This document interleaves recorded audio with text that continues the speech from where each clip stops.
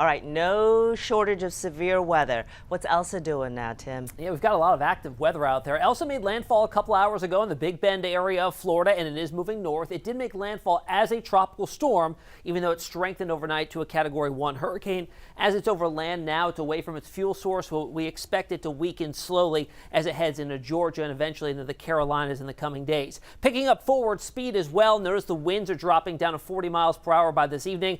35 miles an hour is a tropical depression, and then re-emerging off the coast of New England and possibly strengthening back to a tropical storm. So this was the third landfalling system of the season so far. We've only had 5 named storms. Compared to last year, we had 12 overall. We're already at a quarter of that number, and we're only 5 weeks into the entire system. Here locally, entire season I should say, here locally, big area of low pressure, and that is driving moisture in off the Gulf of Mexico, kind of persisting the same old pattern. Areas along the coastline are dealing with that heavier rain, and every once in a while we'll get a few bands to detach and lift their way northwards, but it's really a dire situation.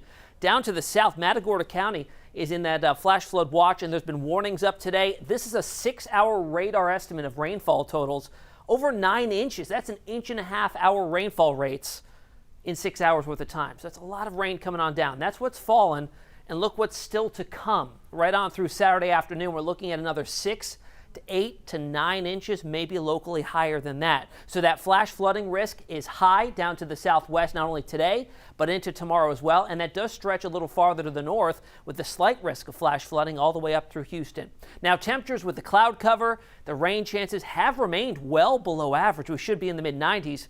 Only in the low 80s out there, but it is still mighty humid, and it's going to stay that way. Here's FutureCast, things quieting down a little bit. I wouldn't trust this model 100%. We'll probably have a few more showers around than what's being depicted here. Overnight tonight, we see more rounds developing to the south and lifting their way northwards. By tomorrow morning, same areas that have been inundated likely seeing more and more in the way of that heavy rainfall. And then by Thursday afternoon, things should quiet down just a little bit more. So rain chances tomorrow right back up to 80%, dipping a little bit by the end of the weekend into the weekend. Hopefully we can get some sunshine and dry periods in there. And overall, your 7-day forecast is below average in terms of temperatures and no shortage of any rainfall chances. We're down to a low 20% before scooting up a little bit by the time we get to early next week. Sherman?